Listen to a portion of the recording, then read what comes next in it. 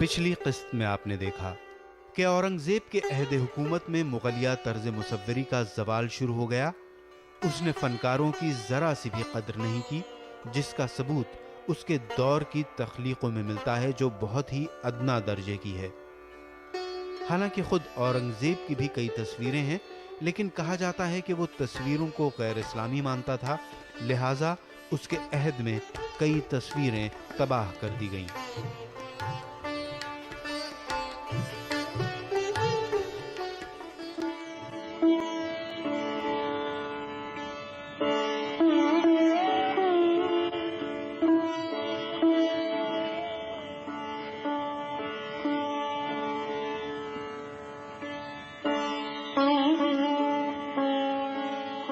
15वीं सदी के निस्फ़ सानी में शुमाली हिंद के दिल्ली से जौनपुर तक के इलाके में फ़न मुसव्वरी में नए और काबिल ज़िक्र इजाफे हुए।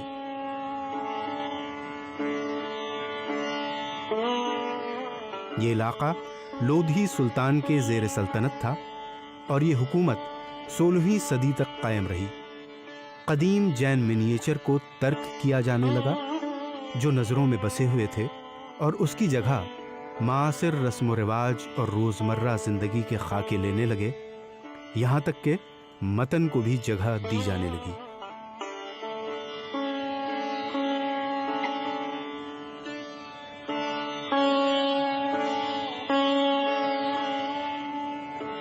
उन पेंटिंग को भी रद्दो बदल के साथ पेश किया जाने लगा जो जैन मुसव्विरों में ममनू थे।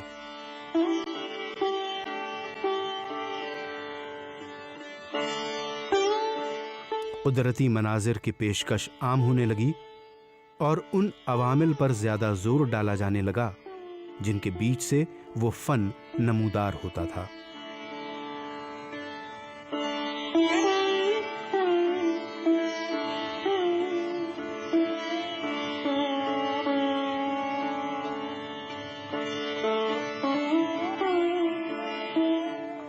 अब तक तो सिर्फ जैन मखतूते ही सामने थे, लेकिन अब मुगल मखतूते भी हमारे सामने आने लगे जो फारसी फनकारों और मुकामी फनकारों के बाहमी रब्त से वजूद में आए थे।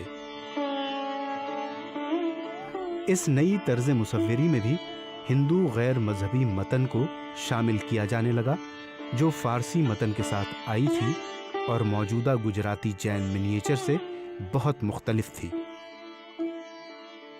आज हम जिसे राजस्थान समझते हैं या मानते हैं, वो दरअसल राजस्थान का एक बहुत छोटा सा टुकड़ा है। इसके पहले के वक्त में गुजरात तक राजस्थान जाता था। जो वेस्टर्न राजस्थान था वो गुजरात तक जाता था, और जो ईस्टर्न राजस्थान था वो यहाँ दिल्ली तक आता था। ये पालम वगैरह सब राजस्थानी के हिस्से थे। इस पूरे के पूरे बेल्ट में धार्मिक चित्रकला बहुत मजबूत तरीके से चल रही थी। पालम में 15वीं शताब्दी में भागवत पुराण का इलस्ट्रेशन हुआ। वहाँ पर पूरा का पूरा पश्चिमी जो बेल्ट है जो गुजरात के आसपास लगा हुआ है, वहाँ जैन आर्ट बहुत ज़्यादा फैली हुई थी। तो यहाँ पर आर्ट की परंपरा किसी न किसी रूप में पहले से बहुत ज़्यादा मजबूत थी। अब जब राज्यों की स्थापना हुई, हिंदू राज्यों की, जो आपने उसमें शायद एक जगह लिखा भी था कि ये बाहर से आए हैं, इन्वेडर्स के तौर पर आए हैं, तो दरअसल इस थ्योरी को तो अब कोई नहीं मानता आज की तारीख में। ज़्यादातर तो ये मानते हैं कि ये यहीं पर कुछ जातियां थीं जिन्होंने अपना एक कांग्रीगेशन किया और अपने आप को कुछ राजपूत जातियां घोषित कर दिया कि हम राजपूत हैं।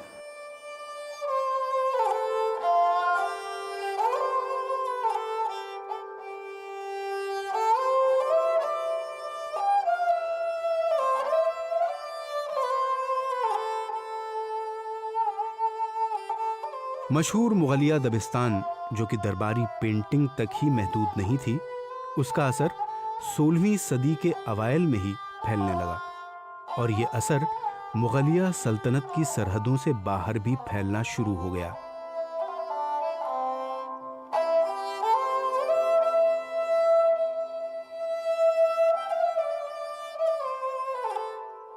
वो पेंटर जो मुगल दरबार से निकल गए, उन्होंने राजस्थान में राजपूत सल्तनत में ही बूदोबाश इख्तियार कर लिया। मुगलों की शाहाना और रूमानी तर्ज ज़िंदगी से मुतासिर होकर ये तस्वीरें इंतहाई जली खतूत और शोख रंगों की हमाहंगी के साथ काफ़ी एहतियात और लगन के साथ बनाई गईं।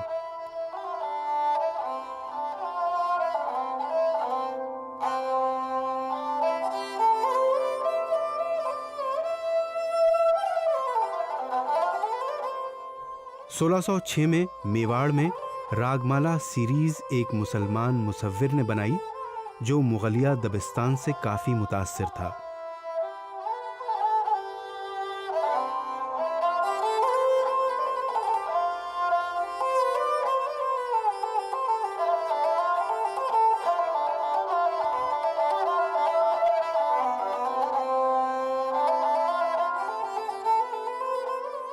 मेवाड़ की राजधानी चावंद में उसकी मौजूदगी से इस बात की निशानदेही होती है कि हिंदू और मुसलमान दोनों फनकार जिन्होंने उस वक्त मंजर आम पर आए इस नए तरीक़े मोरी को अपनाया था, जो मुलाजमत के लिए सरपरस्तों की तलाश में थे।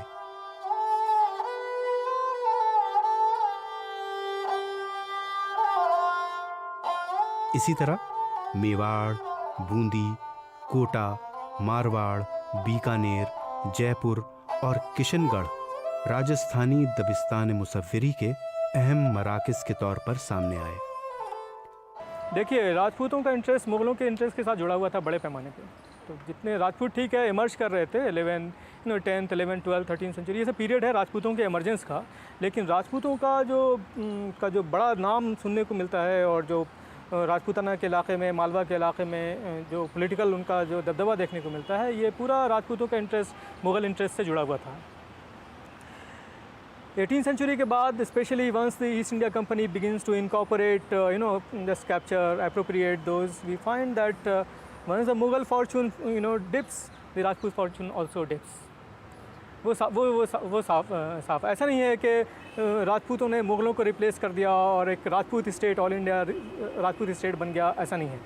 जब ब्रिटिश आते हैं तो जिस तरह उन्होंने मुग़लों का सफाया किया उस तरह से उन्होंने राजपूत का भी एक तरह, ठीक है, बाद में प्रिंसली स्टेट्स वगैरह सब बने रहे उनको, बट वो सब नॉमिनल उनकी थोड़ी सी ज़मींदारी है और वहाँ के वो राजा बने हुए हैं, बट बियॉन्ड अ पॉइंट उनके पास पॉलिटिकल पावर नहीं है, उनके पास एडमिनिस्ट्रेटिव पावर नहीं है।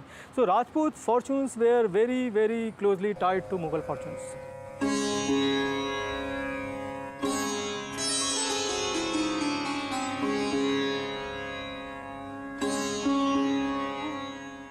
हर दबिस्तान की अपनी अलग शिनाख्त और मुनफरिद तर्ज है।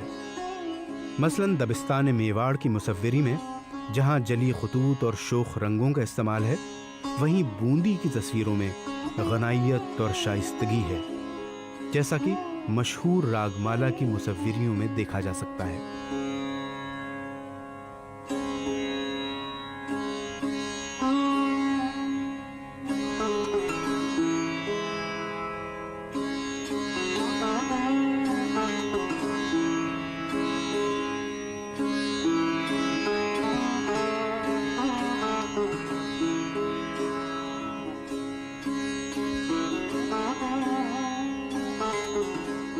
बीकानेर की मुसव्विरी में रंगों की शाइस्तगी और गुदाजी पाई जाती है।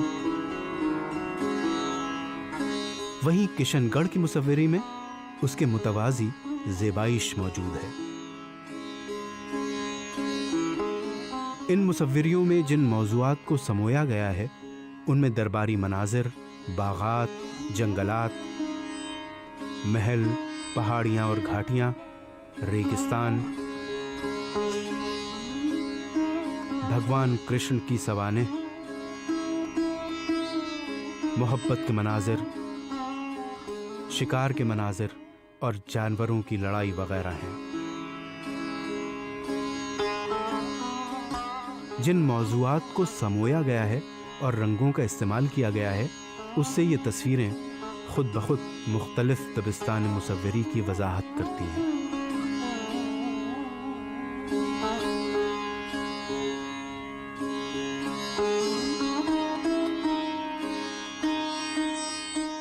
राजस्थानी मिनिएचर्स के अहम मौज़ूआत रागमाला यानी क्लासिकी मौसीकी के रागों की नुमाइश, गीत गोविंद,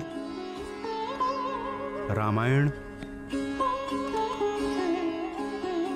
और भगवत पुराण हैं।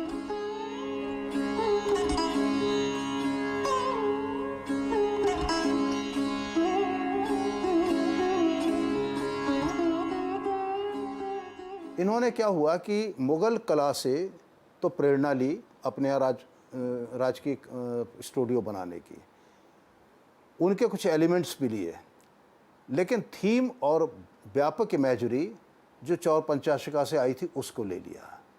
तो उनकी एक आर्ट बिल्कुल अलग हो गई, हिंदू आर्ट हो गई। उनके सब्जेक्ट भी शुरुआती दौर में ज़्यादातर धार्मिक थे, धार्मिक आख्यान थे, मिथ्स थे, लेजेंड्स थे, करेक्टर्स थे, तो वही धार्मिक करेक्टर्स थे, उन्हीं को लेकर के चले। जैसे मेवाड़ में रामायण का चित्रांकन हुआ, गीत गोविंद का कहीं चित्रांकन हुआ, जगह जगह रागमाला का चित्रांकन हुआ। तो ज़्यादातर धार्मिक या सेमी धार्मिक जो अर्ध धार्मिक स्वरूप थे वही चित्र के बने, उन्हीं पर जाकर के ज़्यादातर चित्र बने। बाद में चल कर के जब पूरी तरह से एक चरित्र गिर ही गया राजशाही का, हिंदू राजशाही का, कि केवल इसके अलावा कुछ नहीं था कि अपनी ज़िंदगी जियो, और मुग़लों के पूरी तरह मातहत हो गए। मुग़ल साम्राज्य से जो हुक्म जाता था उसको मान लेते थे, एक तरह से उनके रिप्रेजेंटेटिव तक हो गए जैसे हो गए, किसी ने उनको चैलेंज करने की कोशिश नहीं की। तो उसके बाद फिर ये हुआ कि इनकी रुचियाँ भी बदल गईं, या तो दबाव के कारण हुआ या अपने आप हुआ कि धार्मिक विषय छूटते गए और उसकी जगह पर कोर्ट लाइफ के चित्र आने लगे, मृगया के शिकार के चित्र आने लगे, व्यक्तिगत चित्र आने लगे, पोर्ट्रेट्स बनने लगे। शुरुआती दौर में मेवाड़ में एक चित्र, एक पोर्ट्रेट नहीं है, लेकिन बाद में पोर्ट्रेट्स ही पोर्ट्रेट बनने लगते हैं।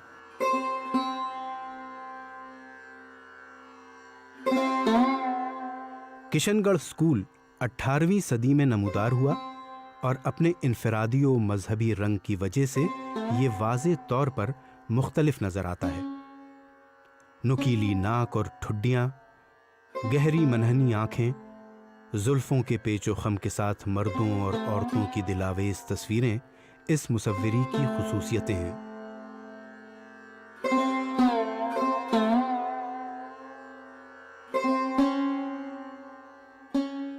गर्चे 17वीं सदी के अवाखिर में मुगलिया तर्ज मुसव्विरी की तरह ही किशनगढ़ की मुसव्विरी भी अमल में आई, जिससे राजा सावंत सिंह काफी मुतासिर हुआ।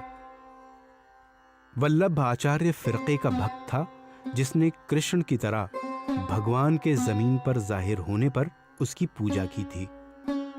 ये आशिक फितरत भी था और शायर भी, जो नगरी दास के नाम से लिखा करता था। वो एक गुलकारा बनी ठनी के इश्क में गिरफ्तार हो गया।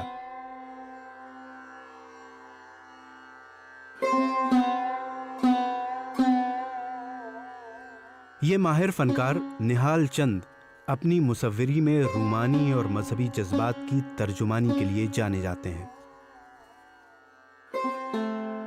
आपने कभी कभी देखा हो कि जब आँखों का डिस्क्रिप्शन होता है तो बनी ठनी की आँख को दिखाया जाता है। बहुत लंबी सी एलोंगेटेड आईज जो है बनी ठनी जो थी, बनी ठनी का मतलब है वेरी वेल ड्रेस्ड लेडी।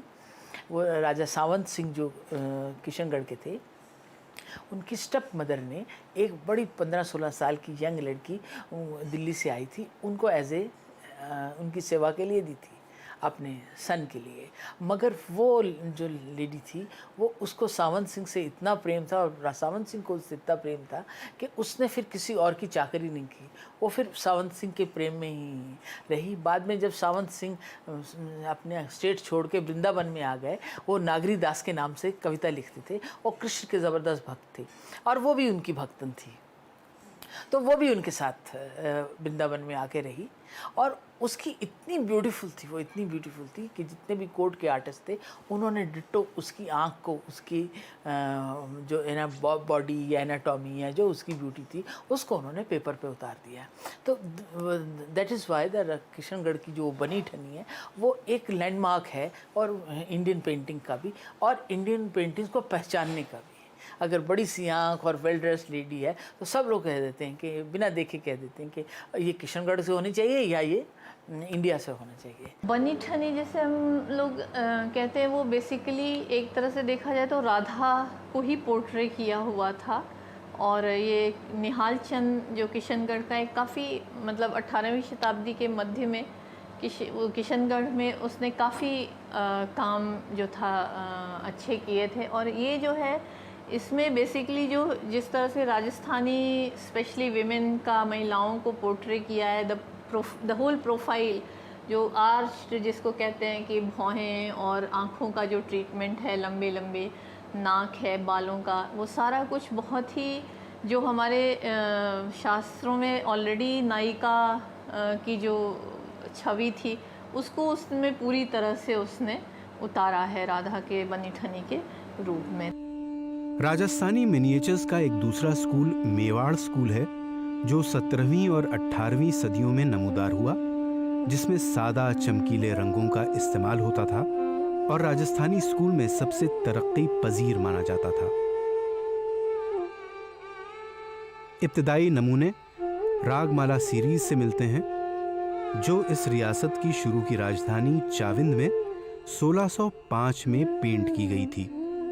ये तर्ज मुसव्विरी चंद इख्तिलाफात के साथ 1680 तक चलती रही और उसके बाद मुगलिया तर्ज का असर ज्यादा वाज़े होने लगा।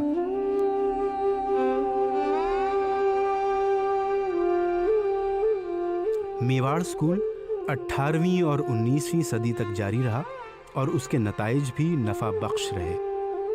इन तस्वीरों में हुक्मरानों की जिंदगी की अक्कासी का खूब इजाफा होता रहा, साथ ही मजहबी मौज़ूआत भी पेश किए जाते। मेवाड़ स्कूल के बेसिकली हमें एक तो चौर पंचाशिका का सेट मिलता है और ये जो है इसके अलावा एक रागमाला सीरीज़ भी मिलती है। और वैसे तो देखा जाए तो मेवाड़ में आज भी ये पेंटिंग करने वाले अभी भी जो ट्रेडिशनल जिसको हम कहते हैं पारंपरिक परिवार जो हैं वो अभी भी मिनिएचर, वो वैसे तो राजस्थान में हर जगह स्पेशली जयपुर और मेवाड़, इसके कई कारण थे क्योंकि मुग़लों के जाने के बाद जो ब्रिटिश आए उन्होंने भी इस चीज़ को थोड़ा दबाने की तो कोशिश की, पर बाद में एक टूरिज़्म का जो नज़रिया आ गया और जो एक कॉमर्शियलाइजेशन हुआ, वहाँ अभी भी ये चीज़ें होती हैं। और स्पेशली पिछवई मेवाड़ में जो नाथद्वारा की है वो काफ़ी वो ऑफ कोर्स मिनिएचर नहीं है, वो उसको बहुत बड़े उसमें कॉमर्शियल वे में और बड़े बड़े कपड़े पे या उस पे किया जाता है। पर ये सब जो है बेसिकली उनका जो रागमाला पेंटिंग्स हैं वो एक मतलब ये है वो काफ़ी मशहूर है।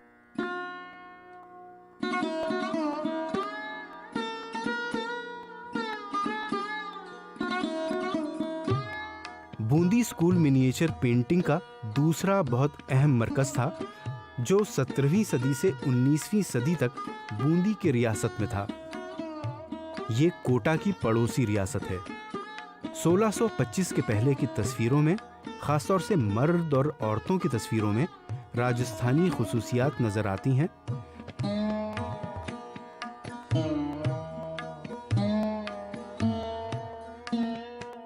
ताहम मुगलिया तर्ज मुसव्वरी के असरात गैर मामूली तौर पर हावी नजर आते हैं। शान व शौकत और चमक दमक के एतबार से बूंदी की मुसव्वरी दक्कनी मुसव्वरी से मुशाबहत रखती है, क्योंकि ये एक ऐसा इलाका था कि बूंदी और कोटा के हुक्मरान हमेशा राब्ते में रहते थे।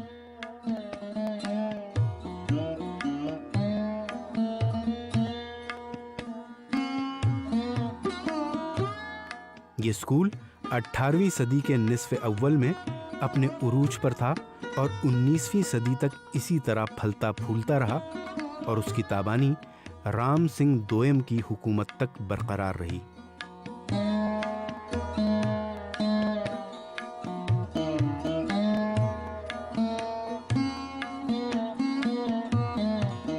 बादशाहों का घने पहाड़ी जंगलों में शेरों का शिकार और उनकी जिंदगी के मुख्तलिफ पहलुओं की अक्कासी यहाँ की पेंटिंग का तुर्रे इम्तियाज है।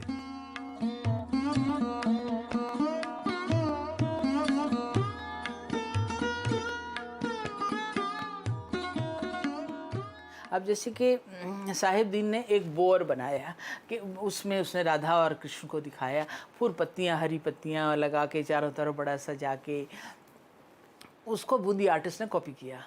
और बूंदी आर्टिस्ट ने क्या किया, उसको थोड़ा और इलेबोरेट करके उसमें माला वाला और लटका दी। ग्रीन में ग्रीन का यूज़ बूंदी की एक ख़ास बात है कि डिफरेंट वैरायटी ऑफ ग्रीन, जब वो पूरा जंगल बनाते हैं या कोई बोर बनाते हैं या कुंज बनाते हैं, जिसको the right word is the kunj, कुंज जहाँ राधा कृष्णा की लीला होती है, तो वो कुंज को में इतने ग्रीन बर्ड्स भी बना देते हैं, इतने ग्रीन है, लाइट ग्रीन भी है, डार्क ग्रीन भी है और बिल्कुल डार्क ग्रीन, मतलब ग्रीन का जो है प्ले किया उन्होंने ग्रीन के साथ, ये बूंदी आर्ट का एक बड़ी ख़ास क्वालिटी है। करीब 16वीं शताब्दी के आखिर से ही हम वहाँ देखते हैं कि काफ़ी कुछ काम हुआ है, जिसको क्योंकि बूंदी एक तरह से देखा जाए तो थोड़ा अर्लियर फेज़ है और कोटा उसी का लेटर सेंटर जो है वो, वहाँ कई आर्टिस्ट वहाँ भी इंटरनली भी शिफ्ट हुए थे और ये सारी चीज़ें तब पनपती रहीं जबकि ऑलरेडी मुग़ल कोर्ट में भी सारा काम चल रहा था मिनिएचर पेंटिंग्स का। तो ऐसा लगता है कि जैसे अपने उस पे जाते थे जिसको कि युद्ध वगैरह पर, तो साथ में ये पेंटर्स भी ले जाते थे मुग़ल किंग्स। और इसके सबसे अच्छे एग्जांपल्स जो मुग़ल मिनिएचर में बहुत सारे देखने को मिलते हैं, जहाँ युद्ध के अकबर को दिखाया गया है कि वो चाहे वो फतेहपुर इसका क्या बोलते हैं अलाउद्दीन चिश्ती की दरगाह का सीन है या और भी बहुत, तो ये जब भी जाते थे मूव करते थे राजस्थान में या फिर उत्तरी भारत के और जगहों पे, तो इनके साथ में चित्रकार जाते थे और वो वहाँ पर पेंटिंग किया। तो ऐसा लगता है कि या तो वो उनसे वहाँ के जो लोकल आर्टिस्ट से सीखते थे या उनका आपस में मेल जोल रहा और ये पैरेलल चलती रही। बीकानेर में मुगलिया तर्ज मुसव्वरी ही राइज रही और सारे नुमाइंदा फनकार मुसलमान ही थे।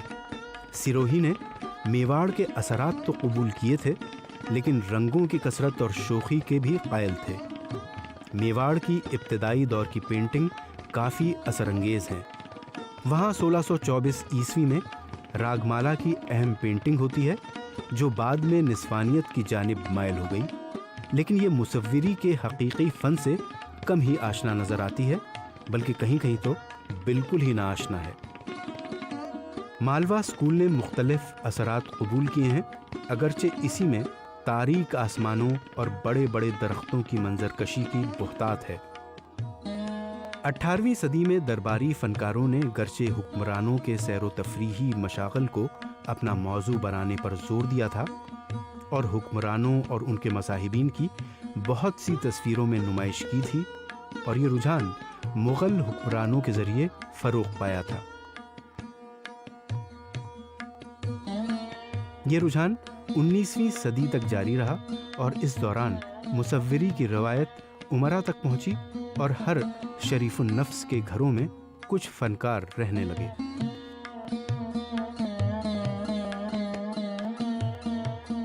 आज ये मिनिएचर कारखानों से बन बन कर निकलते हैं, जिनका मकसद सयाहों को बेचना होता है। हालांकि आज जब लियाकत की भरमार है, अच्छे फनकारों को अपनी कद्र का यकीन भी नज़र आता है। वो साहिब इख्तियार भी हैं, उनकी तख्लीक़ात को नुमाइंदगी भी मिल सकती है और उन्हें बाइसे इफ्तिखार भी शुमार किया जा सकता है। फिर भी माहिर और बासलाहियत फनकार बमुश्किल ही नज़र आते हैं।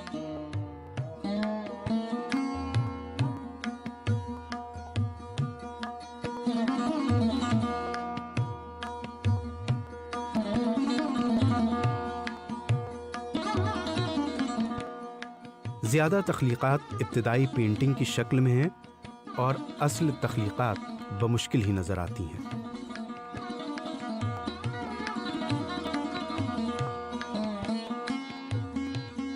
आज की क़िस्त में आपने देखा कि मुग़ल सल्तनत की सरपरस्ती न मिलने के बाद मुसव्विर दूसरी जगहों पर चले गए।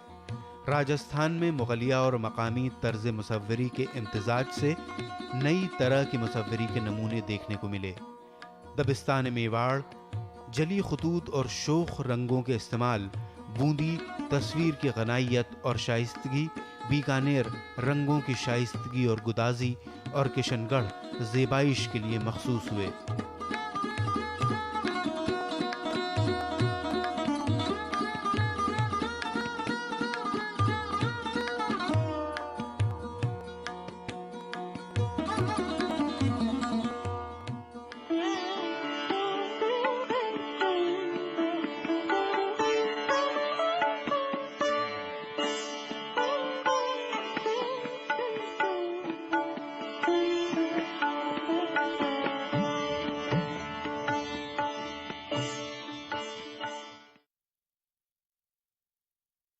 जी, मेरा नाम शांति है। आप मुझे माफ कर दें तो अच्छा है, मुझसे एक्टिंग नहीं होगी।